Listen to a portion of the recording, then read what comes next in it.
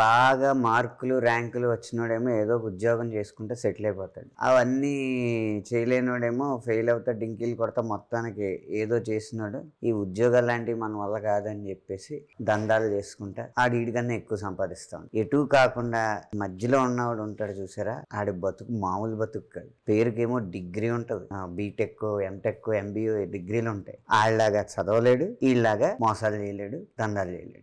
వాళ్ళందరి గురించి ఒక తడిబారిన కన్నులతో చెమ్మగిల్లిన హృదయంతో డైరెక్టర్ గారు ఒక పాట నా చేత రాయించారు. వాళ్ళందరికీ ఒక యాంతం లాగా మిగిలిపోవాలని చెప్పి అటు చదువుని చదవలేక ఇటు ఎదవ పనులు చేయలేక మధ్యలో ఏడుస్తున్న వాళ్ళ గురించి ఏం బతుకురా నాది అని చెప్పి వాళ్ళ గురించి రాశాం. ఇది నేను డిసైడ్ అయ్యా, నేను ఏదో రోజు పొరపాటుని ఆటోబయోగ్రఫీ రాస్తే దాని పేరు ఏం బతుకురా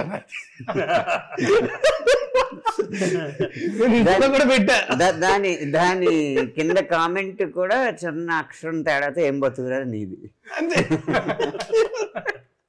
మీరు సిచ్యువేషన్ చెప్పినప్పుడే అనుకున్నాం, మేమందరం ఫీల్ అయ్యే చేసాం సాంగ్. నేను మాట ఏముంది కానీ సిచ్యువేషన్ ఏంటని అడిగాను. చాలా వరస్ట్ సిచ్యువేషన్ సార్. మీరు సిచ్యువేషన్ ఏం చెప్పారో చెప్పండి. చెప్తే చాలా వరస్ట్ అండి సిచ్యువేషన్. ఇంట్లో ఏమో పోరు, గర్ల్ ఫ్రెండ్ బయటకు వెళ్తే స్టోరీ గురించి నా స్టోరీ గురించి అడగట్లా, సినిమా గురించి చెప్పు. అదే చెప్తాను.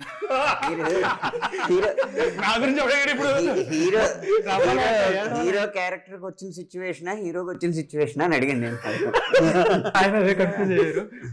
క్యారెక్టర్ ఇది అంటే ఆయన ఏమన్నారు తెలుసా, సినిమాలో కొంచెం మంచి క్యారెక్టర్ అవ్వచ్చు కదా నవ్వుతూ ఉండేది, ఎందుకంటే తట్టుకోలేరు, ఆనందం కూడా తట్టుకోలేరు. అసూయ విపరీతమైన అసూయ, జుకుప్స, అసూయ ఎన్ని కలిపి ఏం లేదు. అయితే నేను అన్నాను మరి కానీ ఒకటి ఐల్ బి వెరీ హానెస్ట్ అంటే ట్యూన్ శేఖర్ చంద్ర ఆబ్వియస్లీ ఫోర్త్ లెక్క కూడా పెట్టడం మానేస్తాను నేను, ఎందుకంటే చేస్తూనే ఉంటాం కాబట్టి. కానీ ఇప్పుడు లిరిక్స్ మొత్తం వింటే సాంగ్లోని you're very successful lyricist. Honestly, you are a very successful lyricist. You are very big. But if you are not grounded, you won't be able to write. ఆ ఎక్స్ప్రెషన్ రాదు. ఆ ఎక్స్ప్రెషన్ రావాలంటే తెలియాలి కదా. అది గ్రేట్నెస్ అండి. శ్రీరామ్ గారిది ఎంత పోయిటిక్ వెళ్తారంటే కొన్ని సాంగ్స్కి విపరీతం పోయిటిక్ ఎక్స్ప్రెషన్స్ కానీ అవి very poetic and very high class ఇది ఉంటుంది ఆయన lyrics. At the same time folk ఇంకా చెప్పవసరం, ఫోక్ చాలా రాశారు, మెసేజ్ ఓరియంటెడ్ రాశారు. ఈ సాంగ్కి వచ్చేటప్పుడు మనకి రెండు కావాలి. మెయిన్ ఏంటంటే situation, at the same time సాడ్లో ఫన్. సాడ్లో మనం సాడ్ సాంగ్ చేయట్లా, it's a depressed song. Depressed enjoy చేయాలి అంటే రెండు ఎక్స్ప్రెషన్ ఉంటాయి కదా. ఫ్రెండ్ బాగా చేస్తుందా అన్నో ఎక్స్ప్రెషన్ బా తిరిగిపోతున్నా, ఈ ఎక్స్ప్రెషన్ కావాలి. నైస్. వెనకాల జరిగేది ఒకటి, how you express it. Sad గా వెళ్ళిపోవచ్చు మామూలుగా. సో దాన్ని ఎట్లా అంటే అది అలా ఉంటుంది. ఈయన అగ్నిపర్వతాలు ఎన్నిసార్లు బద్దలైనాయండి సినిమాలో? ఆయన అగ్నిపర్వతాలు అసలు ఏం బదులవాలి, అందుకే భయం అంటున్నారు. ఇంకా బద్దలు అయితే అది అప్పుడు అక్కడెక్కడో అది చెర్నోబిల్ ఉంది కదా, అంతకంటే గట్టిగా బద్దలవుతుంది. అంటే బద్దలు అయితే ఏమైనా అవుతుందేమో అని ఒక అంచనాతో ఉన్నారని జాగ్రత్తగా ఉంచేయాలి మనిషిని. మన వరకు మనం కాపాడుకుందాం. అంతే. మనం కాపాడుకోవడానికి, మంచి వాళ్ళని కాపాడడానికి శేఖర్ భాష, మంచి పాటలను కాపాడడానికి శేఖర్ చంద్ర అన్నారు.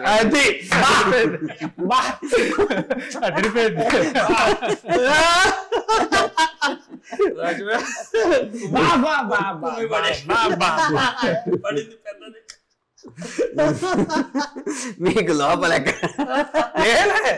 చాలా బాగుంది. అయితే అలాంటి వాయిస్ ఎక్కడి నుంచో ధనుష్ని అడుగుతాడా ఎవరిని అడుగుతారా అనుకున్నాను, కానీ నిజంగా మంచి వాయిస్ తీసుకొచ్చారు.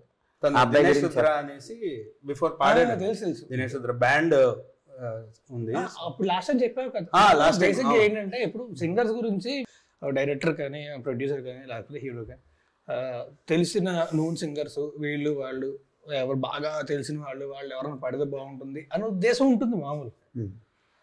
కానీ శేఖర్ అలా కాదు, పాట ఏంటి, ఆ పాటకి ఎవరి వాయిస్ అయితే బాగుంటుంది, ఎవరి సౌండ్ అయితే బాగుంటుంది అని వెతికి మరీ పట్టుకొస్తుంది.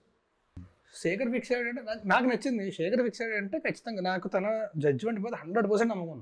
ఈ పాటలో మీరు మొత్తం అన్ని సాధించారుగా మీ చేత.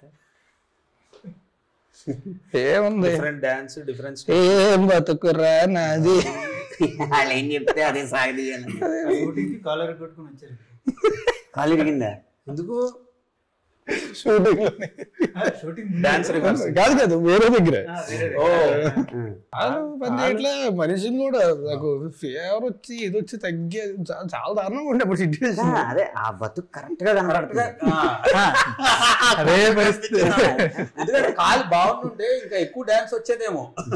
దీనికి దీనికి ఎక్కువ dance దీనివల్ల నాకు అర్థమైంది ఏంటంటే ప్రతి సాంగ్ ముందు కాలు ఎరగొట్టుకోలేదు. సాంగ్స్ ముందు ఏ సాంగ్ అయినా ముందు కాలు ఎరగొట్టేసుకుంటే డాన్స్ ఎక్కువ ఇవ్వరు. మనకు రాదు. Face expressions NTR Allu Arjun dance వేసి కానీ జాను సాంగ్ లో సూపర్ ఉంది డాన్స్, చాలా బాగుంది డాన్స్. ఈసారి కాళ్ళు ఎరగొట్టుకుంటేనే ఇంత బాగా వచ్చింది కాబట్టి ఈసారి ఇంకా మంచి పాట వద్దు సార్, పాడరా? సార్, సార్, సార్, నడు సార్, ఎరగొట్టుకున్నారు. సార్, వద్దు సార్, అమ్మయ్య. వద్దు సార్, వద్దు సార్, వద్దు సార్, వద్దు సార్. చాలా ఎరగొట్టుకున్నారు జీవితంలో. అయిపోయి అన్ని అయిపోయి అన్ని ఇరిగిపోయి కానీ ఆయన కొరియోగ్రాఫర్ మూలకు కూర్చొని కృష్ణారామ అనుకుంటూ కృష్ణ ఏదో కృష్ణ అనంత శ్రీరామ అనుకుంటూ కృష్ణ శేఖర్ చంద్ర అనుకుంటూ ఏం బతుకురా నాది. కొరియోగ్రాఫర్ గారి గురించి ఒకసారి మీరు. కొరియోగ్రాఫర్ గారి గురించి నేను చెప్పడానికి ఏమీ లేదు. కొరియోగ్రాఫర్ గారి గురించి చెప్పాల్సింది అంతా కూడా మా డైరెక్టర్. కొరియోగ్రాఫర్ విజయ్ బిన్నీ గారు, ఆయన మన నా సామ్రంగా డైరెక్షన్ చేశారు కదా. ఆయన ఇప్పుడు దానయ్య గారి సినిమా ఏదో చేస్తున్నారు, వాళ్ళ అబ్బాయి సినిమా లాంచింగ్ డైరెక్షన్ కూడా చేస్తున్నారు. సో అతను కొంచెం బిజీ ఉండి మొహమాట అంటే ఒకటి ఈయనకి మన రాజధానికి చాలా క్లోజ్, అలాగే మన గోవింద్ గారు ప్రొడ్యూసర్ గోవింద్ గారు కూడా చాలా క్లోజ్. ఆయన నో అని చెప్పలేకపోయాడు, బయట ఏమీ చేయట్లేదు, ఆయన నో అని చెప్పలేకపోయాడు. సో మొత్తం ఆయన చాలా వరకు మొత్తం కాన్సెప్ట్ కానీ ఇలా కాస్ట్యూమ్స్ కానీ అవి కానీ చాలా వరకు అతను సూపర్వైజ్ చేశాడు అనమాట. దాని తర్వాత అతను అసిస్టెంట్ శ్రవణ్, అతను ఈ సాంగ్తో ఇంట్రొడ్యూస్ అవుతున్నాడు. ఏం చెప్పారండి కాలు ఇరిగిందని కాకుండా ఈ కొరియోగ్రఫీ ఇంత బాగా రావడానికి?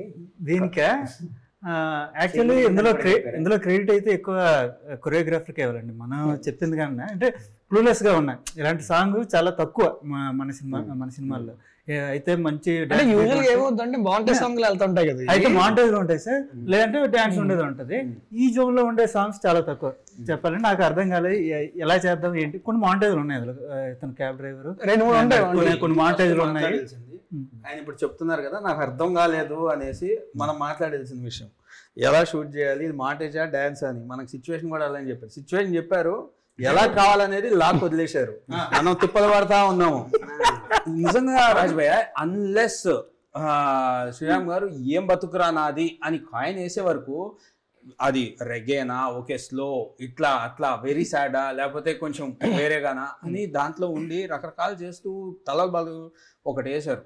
ఏం బతుకురా నాది స్టార్ట్ అయిపోయింది పాట. ఇంకా ఏం బతుకురా నాది అని one day I finish the song with చరణం, backing and everything. 2-3 days it took. దాని తర్వాత ఇంకా బెటర్మెంట్ చేయడం అదంతా ఇట్ టుక్ టైం. బట్ ఆ హుక్ ఏదైతే 2 రోజుల ముందే వచ్చేదేమో, ఆ రోజు నా క్లారిటీ వచ్చింది.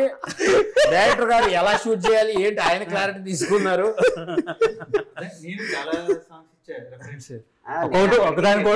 వెళ్దామని ఎందుకు మళ్ళీ నా ఫోన్ పట్టుకెళ్ళిపోతే కష్టం కదా.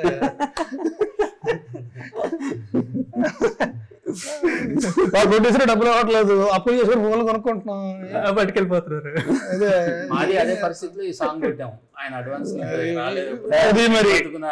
సార్ ఫోన్లు అయితే పట్టుకెళ్ళగలరు సార్, ఎవరైనా పాస్వర్డ్లు పట్టుకెళ్ళగలరా? అంతే కదా, ధైర్యంగా ఉన్నాం. తొడగొట్టే చెబుతున్నా సార్.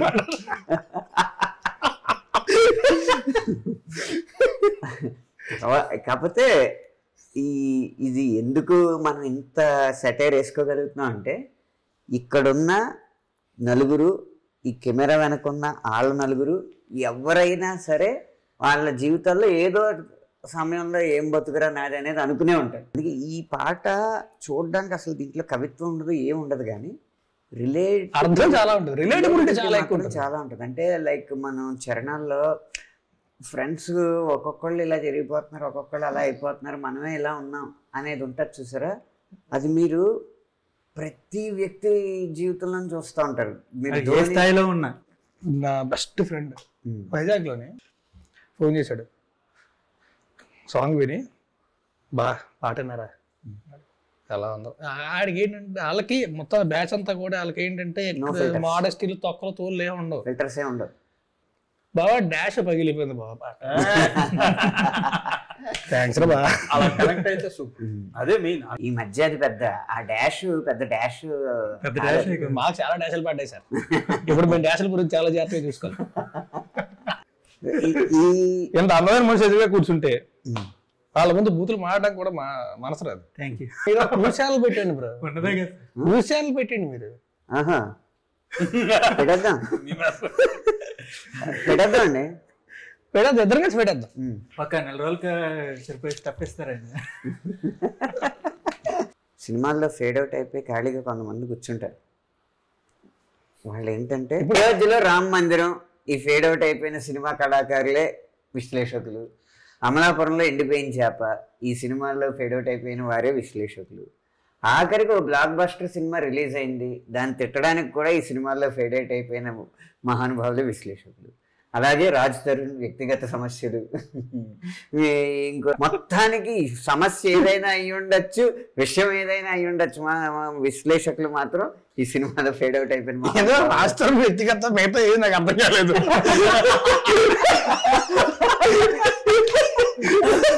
చివరాఖరికి నేను చెప్పొచ్చేది ఏంటంటే వాళ్ళ గొప్పతనం ఏంటంటే అన్ని జరిగినా కూడా ఏం బతుకురా నాది అని అనుకోకుండా విశ్లేషణకు వచ్చేస్తారు. అది అది అది గొప్ప, అది వాళ్ళ గొప్పతనం. యాక్చువల్లీ ఇది నిజంగా కొంచెం ఆలోచిస్తే చాలా డెప్త్ ఉంది అందులో, నిజంగా చాలా డెప్త్ ఉంది అందులో. సినిమా పేరు పాంచ్ మినార్ కదా, కుతుబ్ మినార్ తెలుసు, చార్మినార్ తెలుసు, పాంచ్ మినార్ ఎందుకు వచ్చింది? ఏక్ మినార్ కూడా ఉన్నట్టుంది. ఏక్ మినార్ కూడా ఉందండి. ఒక స్తంభం ఉంటుందని ఏక్ మినార్ అంటారు సార్. ఏదో స్తంభం ఎక్కడన్నా సరే దాని అర్థమైంది. Too many jokes. అయితే సినిమాలో ఒక వర్డ్ కావాల్సి వచ్చింది సార్, ఒక కీ వర్డ్. అది దాన్ని ఇప్పుడు నేను చెప్తే అది స్పాయిలర్ అయిపోద్ది. ఒక కీ వర్డ్ కావాల్సి వచ్చింది, అది స్పాయిలర్ అయిపోద్ది. అది ఇప్పుడు దాని గురించి చెప్తే చెప్పకూడదు. సో అది చెప్పకూడదు. సినిమా చూస్తే కనుక ఓహో దీని మీనింగ్ ఇదా అనేలాగా ఒక క్లారిటీ వస్తుంది సార్. ఇప్పుడు చెప్పేసామంటే మొత్తం టోటల్ స్పాయిలర్ అయిపోతుంది. అది ఖచ్చితంగా థ్రిల్ చేస్తుంది. ఆ వర్డ్ గురించి మీకు రివీల్ అయినాక థ్రిల్ అనిపిస్తుంది అది. సో అది థియేటర్లోనే చూడాలి. ఇప్పుడు చెప్పి సినిమా కథ అంతటికి ఆ పాంచ్ మినార్ అనేది చాలా ఇంపార్టెంట్. కథ దాని మీద నడవదు, కానీ అది చాలా ముఖ్యం. మా ప్రొడక్షన్ టీం నుండి ఒక చిన్న ఐడియా అనుకున్నారు. ఏంటంటే ఈ సినిమాలో హీరో క్యాబ్ డ్రైవర్ అనమాట. సో ఇప్పుడు చాలామంది ఎఫ్ఎంలోనే అక్కడ ఇక్కడ పాట వినుకుంటూ చాలా రిలేట్ అవుతూ ఉంటారు. సో ఇప్పుడు మన సాంగ్స్ అన్ని రీల్స్ చేస్తూ మన కనెక్ట్ మూవీస్ అనే ఇన్స్టా హ్యాండిల్ ఉంటే దాన్ని ట్యాగ్ చేసి వాళ్ళు ఏమైనా రీల్స్ పంపిస్తే అందులో బెస్ట్ దానికి హీరో నడిపిన క్యాబ్ గిఫ్ట్గా ఇద్దామని మనం అనుకుంటున్నాం. అంటే క్యాబ్ ఎత్తారా, డీజిల్ కూడా ఇస్తారా? డీజిల్ చూసుకుంటారు. ఇప్పుడు మంది కూడా ఏం బతిగానే ఉంది, డీజిల్ ఇవ్వలేదు. ఆ క్యాబ్ నిజంగా చెప్తున్నాను, నిజంగా చెప్తున్నా, మనం కూడా రీల్ చేసి నొక్కేద్దాం. చాలా మంచి కార్ అది, చాలా మంచి కార్ అది. మామూలుగా మనకి షూటింగ్లో ఏమో తెలుసా, చాలాసార్లు మనకి బైక్లో లేకపోతే ఇది కారే వస్తుంది కదా, బ్రేకులు యాక్సిలరేటర్లు ఏవి పనిచేయని బళ్ళు వస్తూ ఉంటాయి. ఆ కట్ట చెప్పేలో బతికుంటామా పోతామా అని వస్తూ ఉంటుంది చాలాసార్లు షూట్లో. ఇది మాత్రం బుజ్జిగుండ చక్కగా కొత్తది పట్టుకొచ్చి దానికి పెయింట్ వేయించి చక్కగా అలక్కని తీసుకొని నేను కట్ట చెప్పి కార్లో కూర్చోండి అవి ఏ చేసుకుని కార్లో కూర్చోండి ఎవడపోతాడు ఇక్కడ. క్యాబ్ ఉన్నప్పుడు షూటింగ్ చాలా ప్రశాంతంగా ఉండేది. ఎందుకంటే నార్మల్గా అయితే కట్ అనగానే వెళ్ళిపోయి క్యారవాన్ లో కూర్చుంటుంది, ఏసీ ఉంటుంది లోపల, రావడానికి ఇబ్బంది. అదే క్యాబ్ డ్రైవర్ బయట దిగరు. మిగతా అప్పుడేమో క్యారవాన్, ఇప్పుడు కారే వ్యాన్. చాలా స్పీడ్గా అవుతుండేది అప్పుడు షూట్. అర్థమైందండి. కనిపించే 4 స్తంభాలు సిగరెట్ ప్యాకెట్ మీద చార్మినార్ అయితే కనిపించిన 5వ స్తంభం వేరే మా సినిమా పాంచ్ మినార్. అంతే కదా మొత్తం హాల్లోనే. ఇంకా మీరు చెప్పుకోవాలి దయచేసి, మీరేమన్నా చెప్పుకోవాలి. డౌన్లోడ్ చేయకుండా థియేటర్కి వెళ్తాం. For more videos like this, subscribe Big TV channel.